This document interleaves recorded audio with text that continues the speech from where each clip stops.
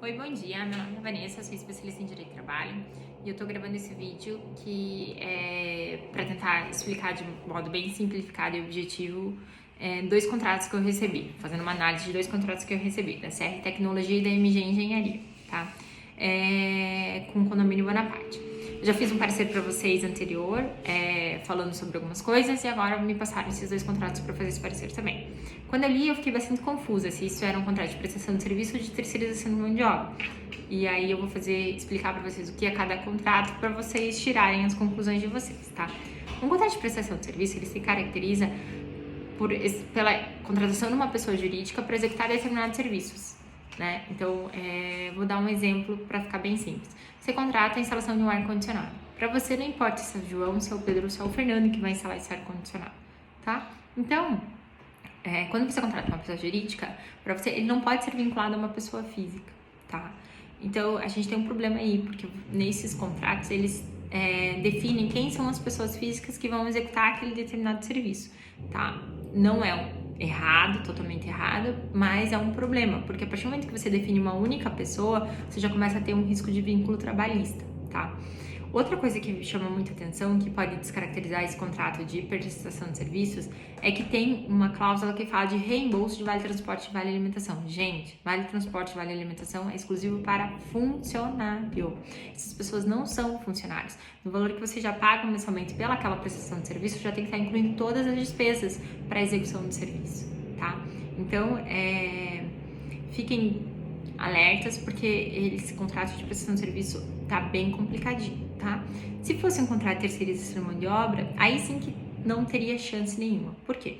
O contrato de terceirização de mão de obra, ele tem a característica de aquele funcionário, de você contratar o serviço de zelador, limpeza ou jardineiro. Para você não importa se é o João, se é o Pedro ou o Fernando novamente, e sim que aquela empresa coloque à disposição aqueles profissionais. Se esse profissional sair de férias, a empresa tem que substituir o funcionário. Se esse funcionário pedir demissão, a empresa tem que substituir o funcionário. Então, essa empresa, vocês têm que fiscalizar ela, tá? Vocês têm que verificar se está sendo pago o FGTS, INSS, férias, 13º referente a essas pessoas que estão prestando serviço para vocês, tá? Eu tenho certeza que esse contrato não é uma contrato de prestação de serviço, porque como eu trabalho muito com isso, eu consigo fazer consultas CNPJs. E nessas consultas eu verifiquei que essas empresas não têm funcionários. Então, assim, ponto 1, né? Quem são essas pessoas que estão prestando serviço para vocês e qual o vínculo delas com essas empresas, tá? Isso, elas não são sócias, tá? Isso eu também consegui consultar aí com o Google, você consulta e você verifica isso. Então, vocês têm que se resguardar. Se for um contrato de terceirização de mão de obra, vocês têm que exigir o cumprimento da lei e o cumprimento da lei e dos tributos. Então, o pagamento de FGTS e INSS dessas pessoas, comprovante de salário, comprovante de todos os insumos referentes a essa mão de obra. Novamente, não pode ter pagamento separado de vale transporte e vale alimentação. Isso já está incluso no valor do posto de serviço, tá? Então, uma última coisa, que tanto no contrato de prestação de serviço quanto no contrato de terceirização de mão de obra, essas pessoas não podem falar em nome do condomínio. Elas não são representantes legais do condomínio, tá?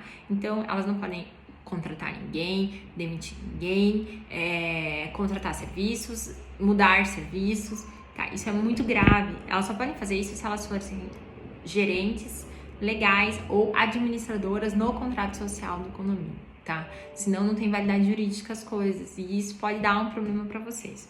Então, tudo isso seria prudente vocês fazerem questionamento para as pessoas que são o síndico, conselho fiscal, quem administra o condomínio, para verificar qual era a intenção com esse contrato, tá? E regularizar a situação para vocês evitarem um problema lá na frente, tá bom? Estou à disposição do que vocês precisarem.